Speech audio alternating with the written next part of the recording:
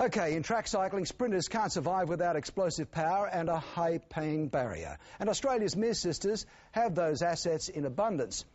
Only Anna will go to Beijing, but the scrapping of her favourite race and a shocking accident earlier this year will make a second Olympic gold very elusive. Anna is still determined to do it, as Tim Sheridan reports from Cycling Australia's headquarters in Adelaide.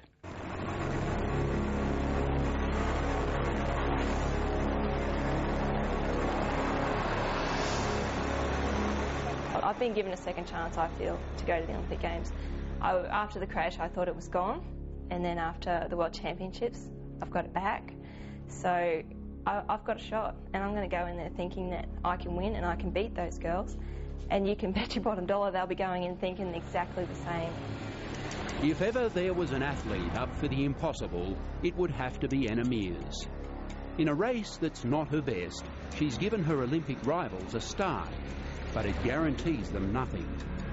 She's a feared competitor. I think people appreciate the level of craft that she takes to the track, but fear it as well. And you see that time and time again in terms of the tactics adopted by opponents.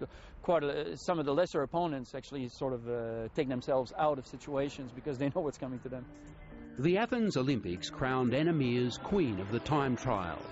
It's track cycling's two-lap assault on the clock, and Anna is also the world record holder. We've got a new world champion, and it's Anna Meares. But with her pet event dropped from Beijing to make room for BMX, Anna will race the sprint. One-on-one, cat and mouse, it's a race where power can lose out to tactics. It's not one of those sports or events where lanes are designated and you just ride in a straight line. That's what time trialling is, that's what swimming is, that's what running is. The cycling track is 7 metres wide, in some cases 11 metres wide, and I intend to use the entire of that velodrome to my advantage. And if my competitors don't like that, then that's an advantage to me. But a change of event was nothing compared to what happened in January. Racing on the World Cup circuit in Los Angeles, Anna clipped the back wheel of a rival. Now, honestly, when I first was coming down and knew that I was coming down, initially I just thought, oh, this 14-hour flight home in economy is going to be unbearable with skin burns, which is what happens when you slide on the wooden velodromes. You get burns all down your legs and on your arms. And that was predominantly my first thought. Never did I think that I was going to come away with a fractured C2, dislocated shoulder, heavily bruised hip. It would take more than a broken neck and a dislocated shoulder to stop Anna Meares smiling. Missing the Olympics might do it, but she never intended doing that. Broken and battered, Anna came home an invalid to husband Mark Chadwick.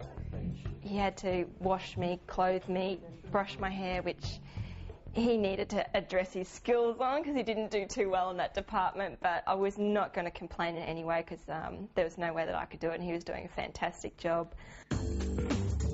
There was also the matter of her husband's day job. Mark, Anna was telling us how little you did when she was incapacitated and how useless you were. Yeah, done her hair really badly and washed it badly. She couldn't really complain because no one else was there to do it. So Mark Chadwick and Anna met as Queensland teammates 10 years ago and raced together for their Rockhampton club in an event sponsored by the Meares family chicken shop. The story of Anna and her older sister Kerry was just beginning. Their family into BMX and karate, and originally from Middlemount, way west of Rocky. The nearest velodrome was 300 kilometres from our house, and for 2 years, every weekend, Mum and Dad drove us after school into the cycling track and back. And eventually they packed up and moved into town so that we could pursue our cycling career. And Kerry Meares has got her best chance here, but I really do think her sister Anna is now a little bit of a hook, but it doesn't matter. Anna Meares gets it 2-0. A flying sister act. The Williamses on wheels. Cycling's Rockettes have made their rivalry and regard for each other an irresistible story. I mean, on the track, both her and her sister are like animals, really. They've taken a standard of racing that we had not seen in the women's before, and actually it copped a bit of flack for it as well. But they do things the same way the guys do, and on the track they're absolutely ruthless. But, you know, then they come off the track and they get on with it. Stares before races, hugs afterwards. And while they've ridden bigger events than Melbourne's Commonwealth Games, there's never been a better family party.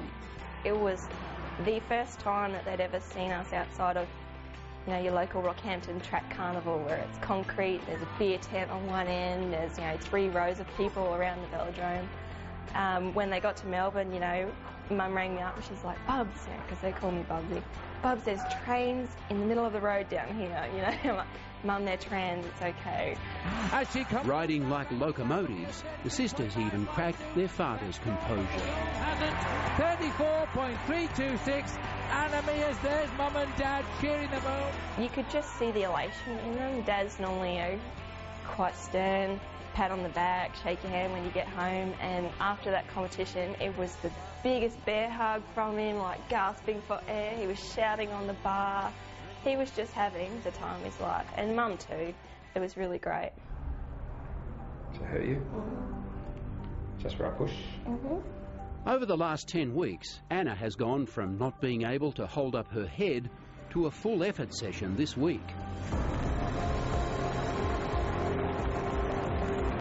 But she had to miss last month's world titles in Manchester, which affect world rankings and Olympic qualification. The question was whether she could afford it.